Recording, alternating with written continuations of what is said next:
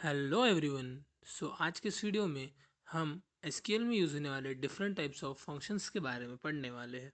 वैसे तो एसक्यूएल में बहुत टाइप के फंक्शंस है, बट मेनली यूज़ होने वाले फंक्शंस जो है वो है एग्रीगेट फंक्शंस।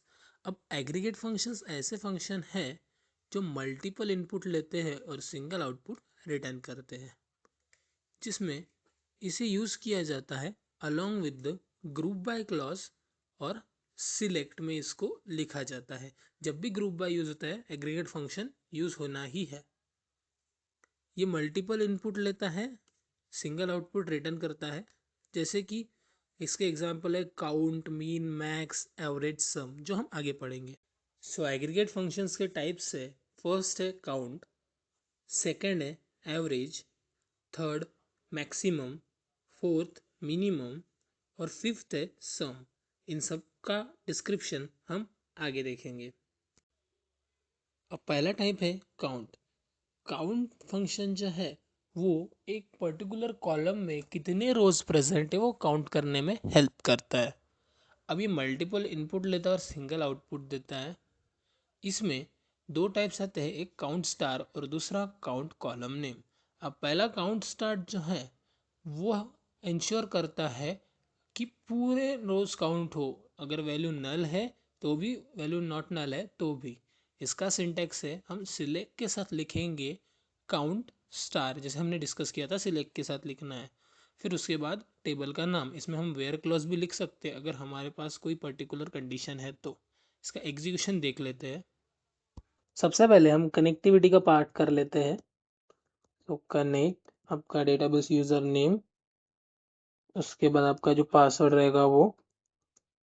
अब हमारा टेबल देख लेते हैं कौन सा है। स्टूडेंट नाम का टेबल था, सिलेक्ट स्टार फ्रॉम स्टूडेंट। अब यहाँ पे हम काउंट फंक्शन का यूज करेंगे। सिलेक्ट काउंट, सबसे पहले काउंट स्टार देख लेते हैं स्टूडेंट में से। अब देखो यहाँ पे 6 वैल्यूज है, सो हमारे पास जो आउटपुट में आया वो 6 आया। काउंट का दूसरा टाइप है count along with column name. इसमें column name as a parameter use होता है। इसमें और काउंट स्टार में डिफरेंस इतना ही है कि काउंट स्टार पूरे रोज को रिटर्न करता है काउंट करके, बट काउंट कॉलम नेम जो है वो नल वैल्यूज को अवॉइड करता है, other than null values return करता है। अब इसका सिंटैक्स है सिलेक्ट, काउंट के साथ आएगा कॉलम का नाम, particular column, numeric column from table.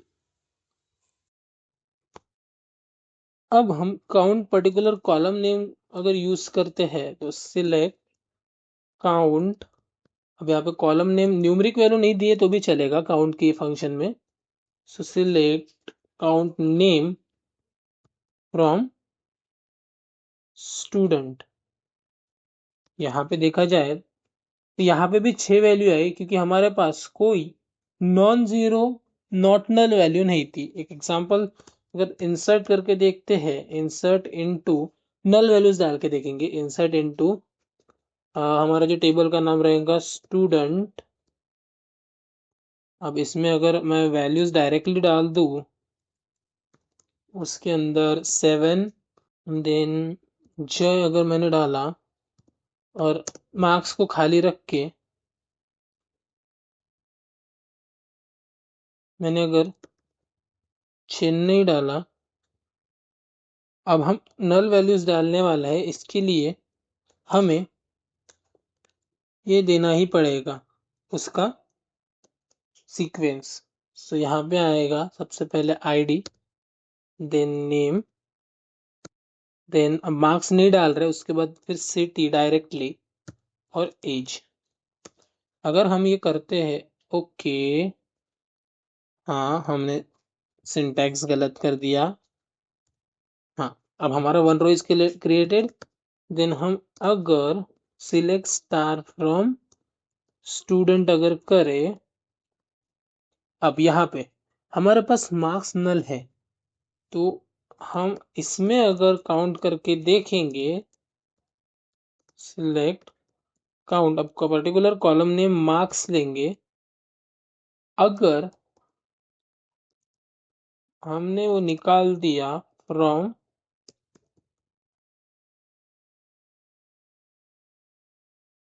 अब यहाँ पे देखो हमारे टेबल में 7 इनपुट है लेकिन हमारे पास 6 वैल्यू आया क्योंकि इसने जो नल वैल्यू है उसको अवॉइड कर दिया। अब फंक्शन का नेक्स्ट स्टेप है सम फंक्शन। कोई भी न्यूमरिक कॉलम होगा पर्टिकुलर टेबल में, सो वो न्यूमरिक कॉलम पे वो न्यूमरिक कॉलम का पूरे नंबर का सम करने के लिए यूज होता है सम फंक्शन।